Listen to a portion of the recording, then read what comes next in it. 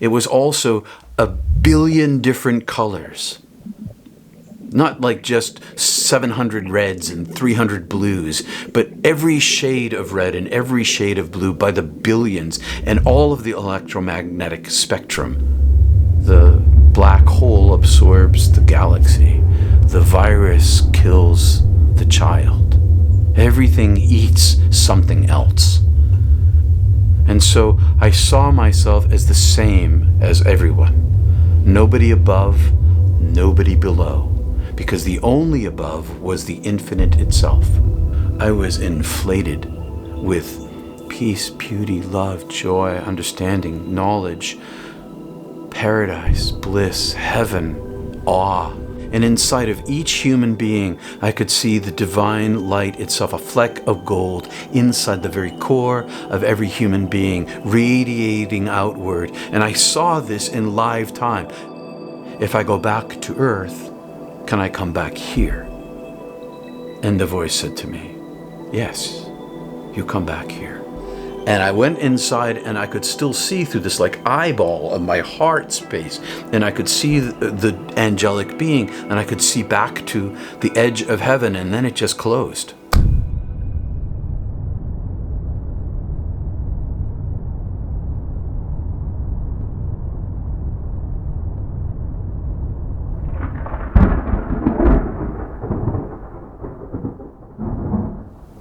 And then my brain came online, kind of whirred up like a computer, and I began suddenly to feel suffering and pain and trapped. I felt like I was in exile. I didn't understand. I was so much smaller. I knew my other self, and I knew that this was not me, and I was compressed inside this torture unit. And my brain came online, and as it came online, my ears, I started to hear sound, and it resolved into voice, and resolved into language, and I began to understand language, and it was Tim shouting, "Don't die, don't die, don't die." And this whole thing was kind of shaken, and I opened my eyes, and he's looking at me, "Don't die, don't die." And I don't know who I am or where I am or who he is. And he says, "You're not dead, you were dead, you were dead." And he pulls me up to my feet, and I don't know what's going on. I'm still this other being, now trapped inside this form. And he's speaking to me, and I don't understand any of it. And eventually my brain really starts to work, and I recognize him. Oh, his name is Tim, and he's calling my name, Peter, Peter. And I know where I am. I'm on a cliff, and I'm hypothermic, and we're in this situation, and it all comes back to me. But I'm living like I'm in a robot. I have an entirely different perspective. I'm inside this thing, and I'm like, what is going on? Who am I? Where was I? And I still was living above myself. There's like this experience where I'm up here looking through these eyes. And Tim says, pull the rope, and I pull the rope. And maybe because this time I was dangling off the cliff, maybe it's a miracle, I don't know. Maybe the angel let go of the rope. I have no idea what happened. Most likely it's shifted because of my position, and I pulled the rope, and the rope came free on the first pull, and we descended down to the bottom, and we self-treated for hypothermia because the car was across the street. And we set up the tent, we drank warm tea, we got in our sleeping bags, we reheated ourselves up to the point at which we could get back in the car, because you can't heat up hypothermia too fast because it'll kill you. So we were sitting in the car with the heater running for a little while, and then the sun had come up, and off we went. And I was in this state of being where I didn't know what had happened to me, and I of course couldn't talk to Tim about it because he was an atheist. Religion was off the subjects we could talk about, told me that early on, and that was fine with me. But I couldn't talk to him about this. And I was exhausted, and he was exhausted, and we just drove through the day. And then the sun went down. Well, Tim's car was a gift from his dad, and no one was allowed to drive his car but Tim. And so Tim drove, and I slept. And at some point, I heard sirens. And I opened my eyes, and there were flashing lights, and we were getting pulled over.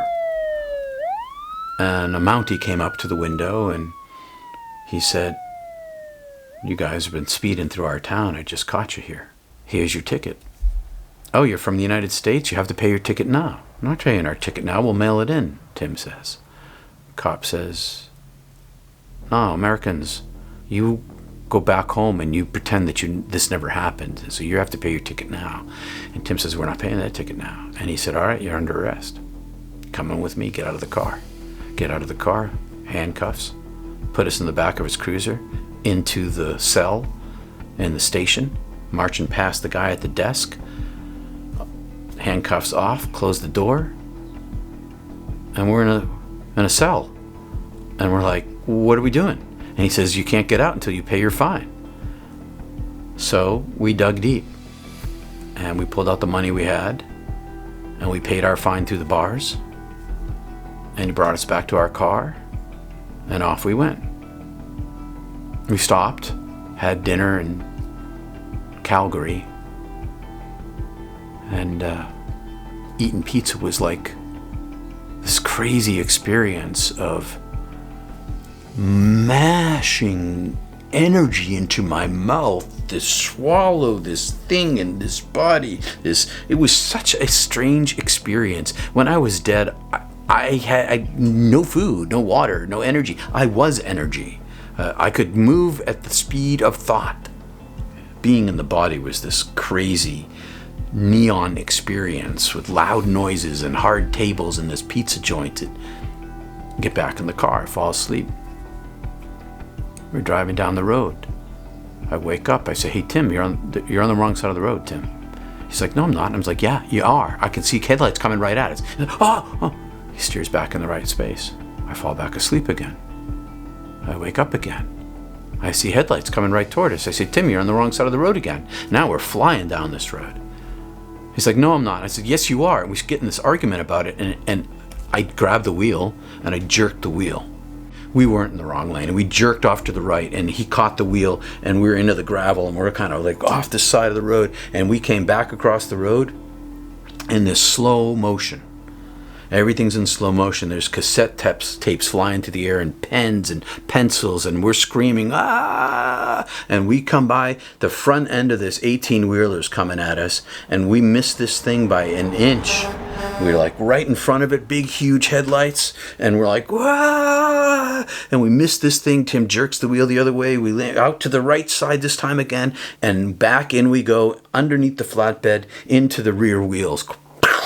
Screaming and yelling, and we come in at an angle, and the screeching of the brakes, and the guy on the horn, wah! And then we come to a stop, and the car is totaled. Neither of us are hurt. Seat belts, whiplash and bruising, but the car stopped. And the guy's pounding, what are you guys crazy? You guys all right? It's the truck driver on the window, and get out of this car. You gave me a heart attack. And we get out, and he's yelling and screaming at us, and we're taking up the whole highway. And there's nobody going by in either direction. And pretty soon, cops show up, and boys, you got to shove this car off the road. Get it out of the way. So we shoved the car off the road, and I didn't have gloves on, and got a big gash in my hand, and car goes off into the ditch, and all the paperwork. And can we camp on the side of the highway? And the cop says, no, you can't spend the night here. You got to go somewhere else. I don't know what you're going to do, but you can't stay here. Tim is super angry at me. He's livid, talking to this guy, and he's like, well, there's a hotel in town. So will you take us? Yeah. So we clean out the car. Clean out the car, everything's cleaned out of the car. We have all of our gear. We load it all into the cop car, and off we go into this town, and we go into this hotel, this like an inn. It's like an old house kind of inn kind of place, and big fireplace as you walk in, and big tall desk with the manager standing behind it, and a couple people in the lounge, a very homey kind of place. The cop says to the guy, these guys want to stay here, and they don't have any money, because we had spent all our money. We gave it we paid for a fine. The manager's like, you can't spend their night here. We're not going to do that. And the Mountie finally talked him into it, let us sleep by the fireplace on the floor, just crashed there. He said, these boys have had a really hard time. Just give them a break. And so he gave us a break, and we slept on the floor, and we promised to be out of there before any of their guests got up in the morning. We'd be out at first light. And that's what we did. We got out at first light, and we got a marker, and I wrote Bozeman on a piece of cardboard that I'd scrounged, and we had a little bit of money left. So we went to the bus station, because there was one in town, and we paid for a ticket for Tim. He took our cross-country skis, our backcountry skis and poles and all the long, tall gear, and I loaded up all the other gear on my backpack, and he was so angry at me. And I had no money. I was broke now, and off he went across the Canadian border back to Bozeman in the bus. Stuck my sign out around sunup and started hitchhiking back. And I found out that morning when I woke up that I had a stutter. That the car wreck, I hadn't had a stutter from the dying and the trauma of that night before, but that car wreck, I was too much. I was a jangle of nerves and had my sign sticking out there, and pretty soon a two-seater sports car, like a Fiat kind of car, comes pulling up next to me. And a young guy, well, young now to me, but he's probably in his 30s or 40s, and he turned out to be a professor. He said, "Where are you going?" I said, "I'm going down in Bozeman," but I'm stuttering when I'm saying this. "I'm going back to Montana State University." He says, "I'm a professor in Missoula at the University of Montana. I'll give you a ride down to Missoula." And so I strapped my gear, put whatever we could in the small trunk, and then strapped my gear on the back of his car. And I get inside the car and close the door, and he looks at me and he says, "You're a wreck." I'm like, "Yeah, I'm a wreck." I told him about the car wreck. I told him about the night before, but I didn't tell him I had died. I just told him about the harrowing experience, and I'm shaking, and he says, "I got just the thing for you." I was like, "What do you got?" He says, "I've got some cocaine in the back of the car there. You take a little bit of the cocaine, it'll calm you down." I was like, I'd never heard of cocaine calming you down before, but I didn't really like cocaine, but I took some cocaine anyway. And off we went. And I told him my whole story, but I left out the whole dying part because I didn't know what to say. I was stuttering the whole way through it.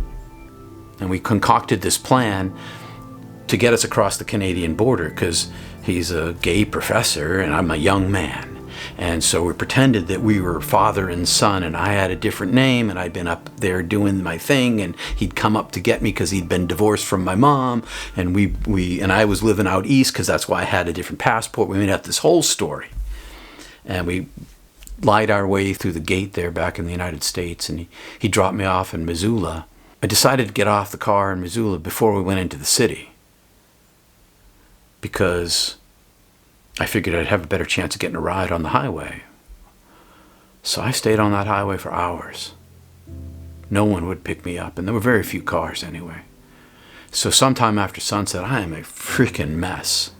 I'd barely eaten all day, and I was a jangle of nerves, and so I saw this pickup truck coming down the highway, and it was far enough away that I decided I was going to get my flashlight out. I got my flashlight out, I turned it on, I put it in my mouth, and I put my sign out, and I stepped out in front of this vehicle, and I shook my head back and forth, let him see the light flashing. I got my sign out, and I just stood there until he pulled up, slowed right down, pulled right up next to me, right in front of me.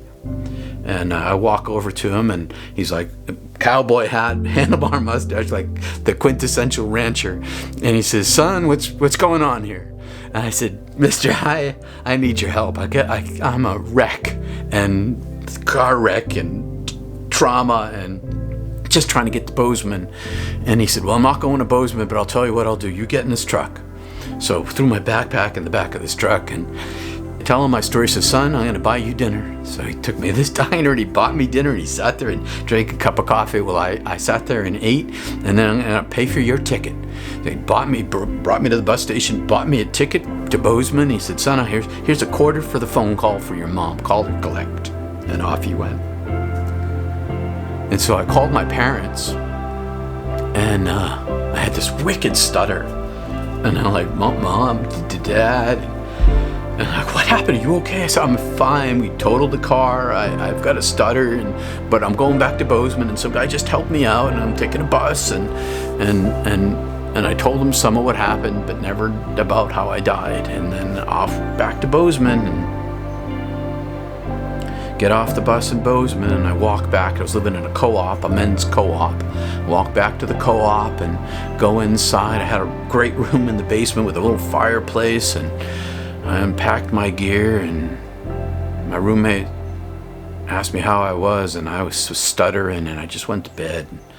Next day, Tim showed up on the deck, on the front porch, with all our skis, my skis, and I had his gear all sorted out, and He was still really, really angry at me for totaling his car, and his dad was really mad at him.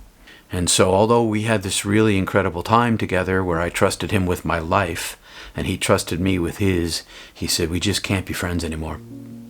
Here's your gear back. And we shook hands, and it was amicable, okay? But he was in a lot of trouble with his dad, and he was super angry at me. But it was okay. Then within a couple of weeks, I left on this national theater tour. I'd been in rehearsal at the Montana State University Theater of Silence, sign language theater for the deaf, that went on this annual 24,000-mile tour through 15 or 14 states. And I left within a couple of weeks. And I isolated myself from the theater troupe. We had a 15-passenger van. I sat in the back of the pickup truck that was towing the trailer by myself to try to figure out who I was and who I had become and what had happened to me. Back in high school, I'd learned meditation, went to a Catholic high school, and I found that meditation was the only thing that kept me balanced and sane through that whole time. And my life was completely different. I was a different person. Everybody thought I was the same person, but I wasn't. I could see light inside of every single thing that there is. And it wasn't just with my eye that I could see it, can see it. It's with my whole body feels it. And this two-dimensional black and white world is flat and plain and this deep. And I just spent the next 40 years trying to reintegrate. So far, so good. I guess that's it.